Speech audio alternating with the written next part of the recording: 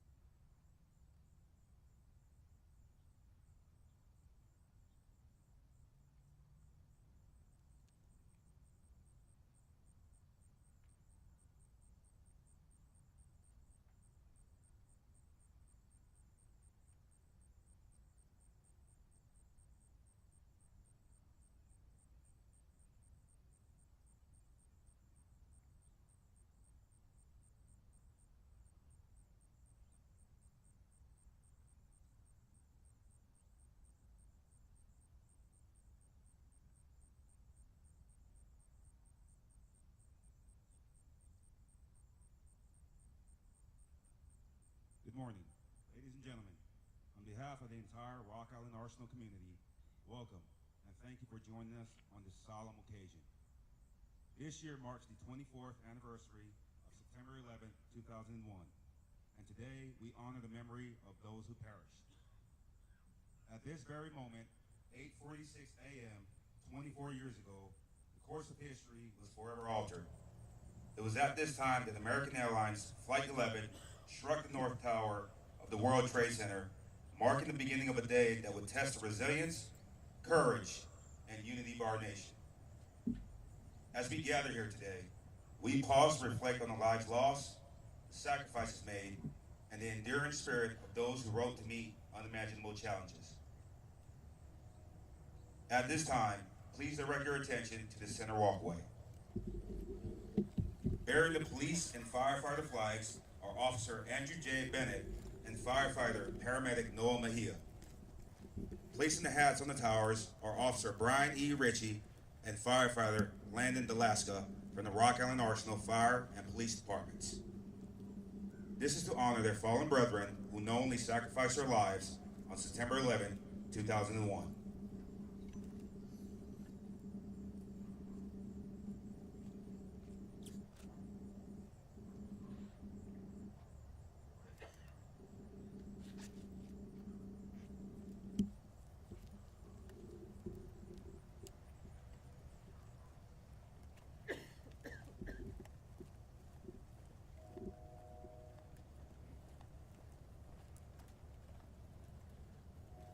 The guest speaker for this morning's ceremony is the 1st Army Headquarters Deputy Commanding General of Operations, Major General Mark D. McCormick. The non-commissioned officer in charge of the Joint Color Guard is Sergeant First Class Tiffany McDonald. We would like to welcome our distinguished guests with us today. Mayor Mike Mattson, City of Davenport. Mayor Bob Cervantes, City of Silvis. Lieutenant General Mark and Mrs. Maury Landis, Commanding General, 1st Army. State Senator Mike Halpin, Illinois District 36. Representative Dan and Mrs. Tammy Swanson, Illinois State Representative, District 71. Major General Mark McCormick, Deputy Commanding General Operations, 1st Army.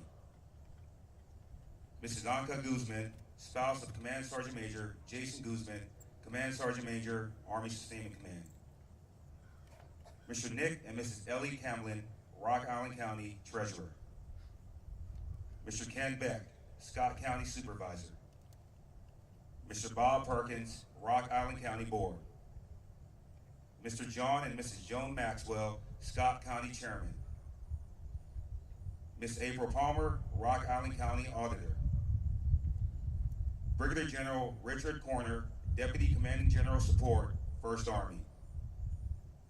Mrs. Sandy Duncan, spouse of Brigadier General Daniel Duncan, Commanding General, Joint Munitions Command.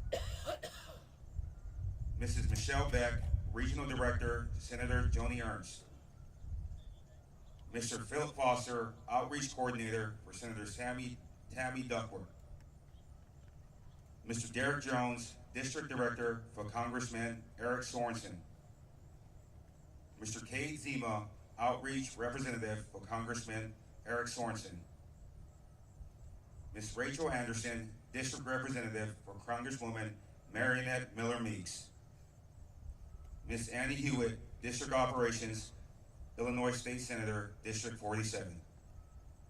Ms. Ellen Peoples, District Director for Representative Greg Johnson. Ms. Amy Malmstrom, City Clerk, City of Silvis. Mr. Peter Tokar, President, CEO, Quad City Chamber of Commerce. Mr. Ryan Semp, Executive Director, Quad City Chamber of Commerce. Mr. Brian Irby, Chief Operations Officer, Quad City Chamber of Commerce. Mrs. Denise Bulett, Executive Director, Bi-State Regional Commission. And to our elected representatives, general officers, members of the Senior Executive Services, sergeants majors, officers, soldiers' friends, and colleagues, welcome. Thank you for joining us today. Since 1928, our nation has recognized the families of servicemen and women who have made the ultimate sacrifice in the service of the United States Armed Forces by presenting them with a Gold Star pin. These families have become known as Gold Star families. Today, we honor our fallen comrades and we thank those family members who carry the strength of their memory. We wish to recognize a Gold Star family member with us today, Miss Annie Cox, wife of Staff Sergeant Nathan Cox.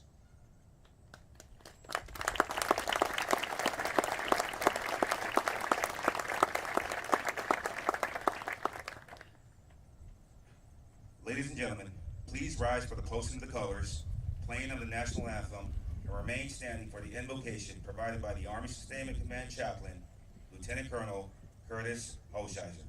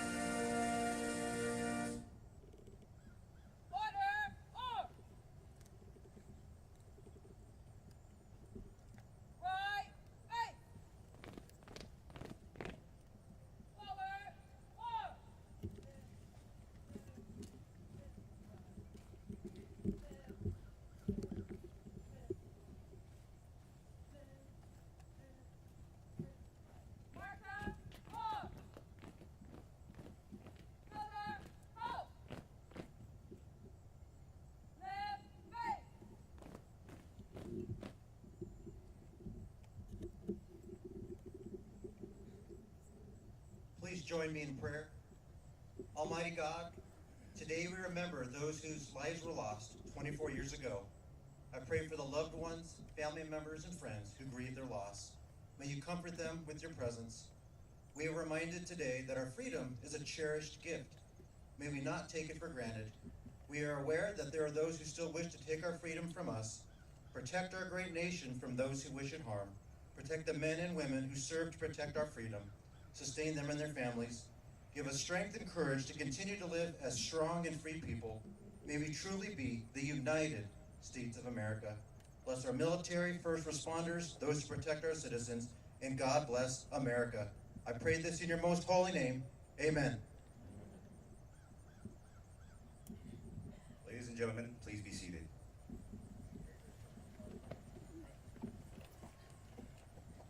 September 11, 2001 is a day that changed the lives of Americans forever.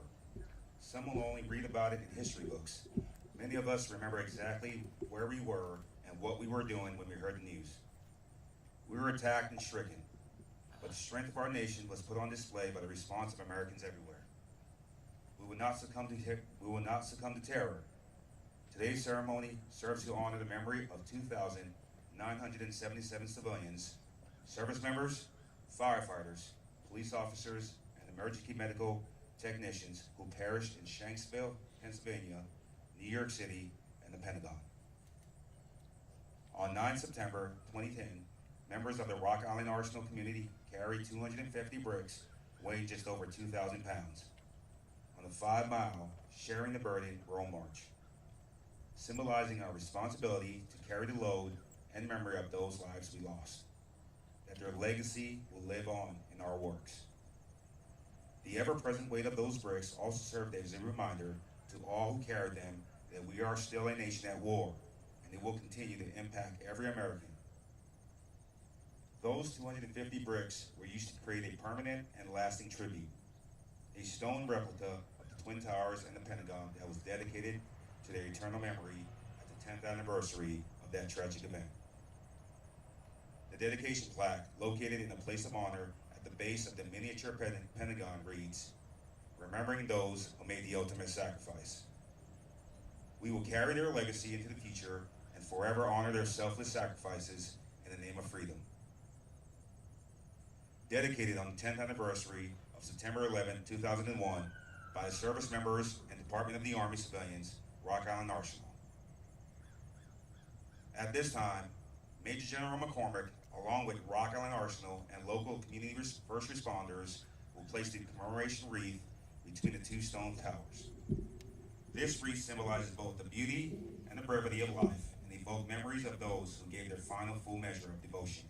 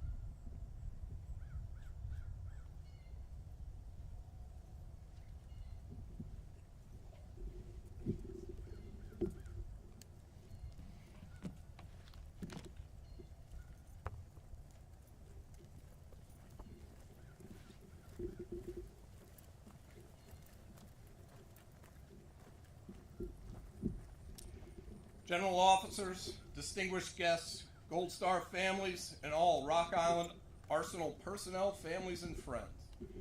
Good morning, and thank you all for joining us today to commemorate the anniversary of September 11th, 2001, and to honor the tens of thousands of selfless Americans that answered the call to serve and defend the nation. It's cliche to say, but it's true. No American can forget where they were or what they were doing on that fateful morning 24 years ago. No first responder can forget the sights of their brothers and sisters running into blazing buildings while everyone else rushed out. No one who wears the military uniform can forget the transitional moment between disbelief at the destruction we were witnessing, followed by the realization of the conflict that was about to come. And no Gold Star family, one of whom is with us today, can forget how September 11th, 2001 set our nation and their loved ones on a path that would end in the most profound and selfless acts of service and sacrifice. Would you all please join me in acknowledging Annie Cox, Gold Star spouse of Staff Sergeant Nathan Cox, who was killed in action on September 20th, 2008 in the Korengal Valley of Afghanistan.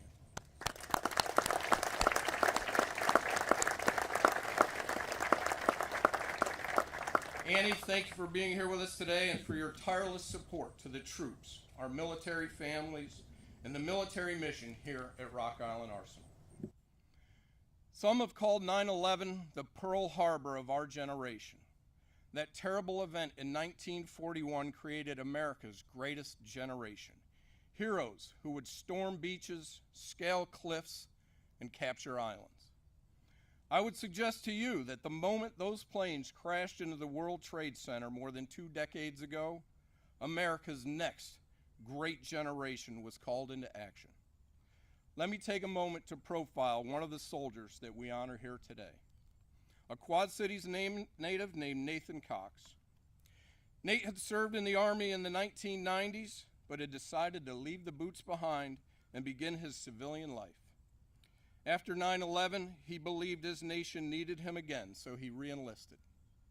In 2008, as the 1st Infantry Division prepared to deploy, Staff Sergeant Cox, a squad leader, deeply loved and respected by his infantrymen. At 32, he was older and more experienced than most, and he cared for his troops the only way he knew how, by painstakingly training them for war, by treating them firmly but fairly, and by never asking more of them than he was willing to give of himself. All the qualities we expect from a leader. In 2008, the Korengal was a hostile place known to American troops as the Valley of Death, which many here may know from either personal experience or the movie Restrepo. Almost daily, Staff Sergeant Cox and his soldiers patrolled some of the most dangerous footpaths on earth. The Taliban attacked daily, and 1st Infantry Division lost soldiers almost daily. Staff Sergeant Cox mourned each of them in a detailed journal he kept, honoring every soldier who had given his life. He also constantly wrote letters home to Annie and their 5-year-old daughter, Sophie. "Sophie, I sure miss you and Mama," he wrote to Sophie. "I wish I could come home every night and snuggle with you two, and cook dinner, and watch a movie, and go bike riding, and play Candyland. My job is hard to explain. It takes me far away, and I don't like that. But Daddy is doing a job that almost no one else does, protecting America." On 20 September 2008, Staff Sergeant Cox died from a roadside bomb while leading his squad on patrol. His gunner, Private Joseph Gonzalez, also lost his life in that blast. Staff Sergeant Nathan Cox now rests down the street from us at Rock Island Arsenal National Cemetery. Annie, I hope you and Sophie know that this island will always be your Army home, and all of us who work here will always be your Army family. I ask that as all of you drive past that beautiful yet somber cemetery today, take time to pause and think of the heroes like Staff Sergeant Nathan Cox, who felt the call to serve our nation after the events of September 11th. Let us always think of each of them as the greatest of our generation. I'll leave you today with this thought. This anniversary is one that makes us all wish we could return to a time of innocence, before the towers fell, before the Pentagon smoldered, before a field in Shanksville, Pennsylvania became a final resting place. But even as we mourn the tragedy of 9/11, I'd ask everyone to remember the moments and examples of allegiance, decency, and patriotism that followed that horrible morning. Remember the American flags that hung from what seemed like every window and balcony. Remember the lines of people giving blood. Remember the yellow ribbons that were on cars, homes, and light posts all over the nation, signifying the unwavering support for the men and women of our armed forces. And remember thanking first responders, because we knew that if terror had happened here in our hometown, they would have rushed to save us, just like the responding police and firefighters who rushed into the burning towers. 24 years later, as we recall the events of September 11th and the individual impact they had on everyone in the nation and across the globe, I ask that you also remember some of the positive changes that have helped us to bring us all through the darkness. I ask that you remember all that binds us together rather than what drives us apart. Let it be that we discovered common purpose and common ground. And let it be that it stoked a fire in the hearts of the heroes of our generation, patriots like Staff Sergeant Nathan Cox, who remind us that the reason America is so extraordinary is because the most ordinary of men and women walk among us and choose to answer the call when the nation needs it most. Thank you all for attending today's ceremony, and may God bless all those who were lost on September 11, 2001, and God bless our troops and our Gold Star families, and God bless the United States of America. This we'll defend. Please all join me in a moment of silence as we honor those that have made the ultimate sacrifice on behalf of America.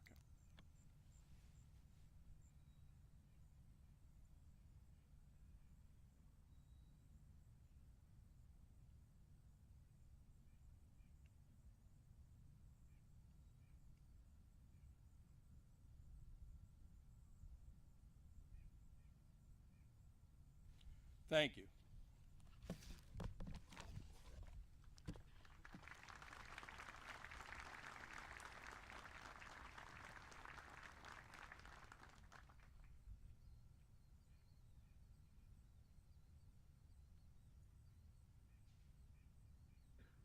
Please stand for the Plain of Taps by Tracy Hefner and Tom Duncan. Present arms.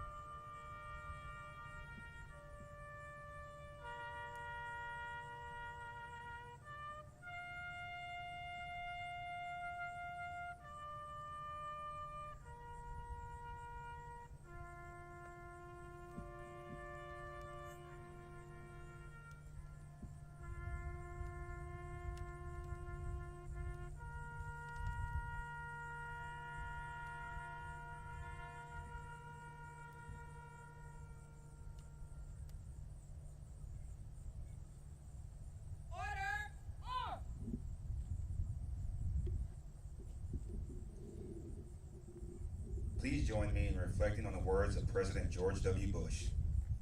Time is passing, yet for the United States of America, there will be no forgetting September 11th. We'll remember every rescuer who died in honor. We'll remember every family that lives in grief. We'll remember the fire and ash, the last phone calls, the funerals of children. Please remain standing for the retiring of the colors. Right face. Forward march.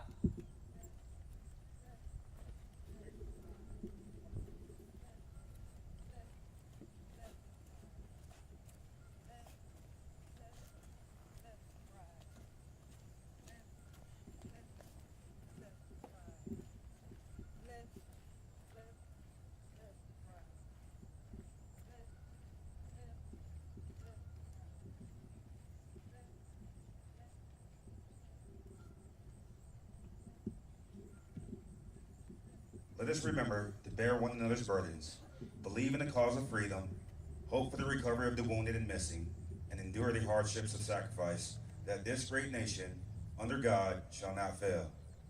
Please join together in singing America the Beautiful. Lyrics are located on the back page of your program.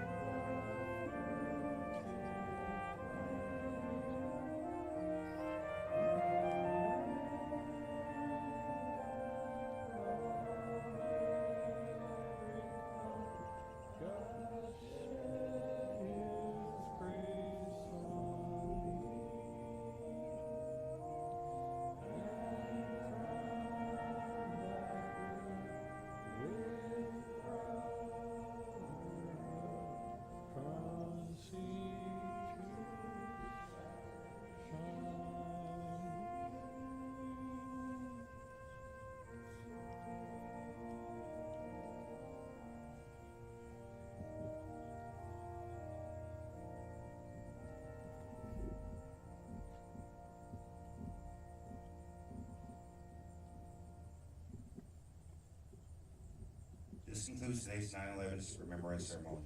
On behalf of the entire Rock Island Arsenal military community, thank you for your attendance. God bless you. God bless America.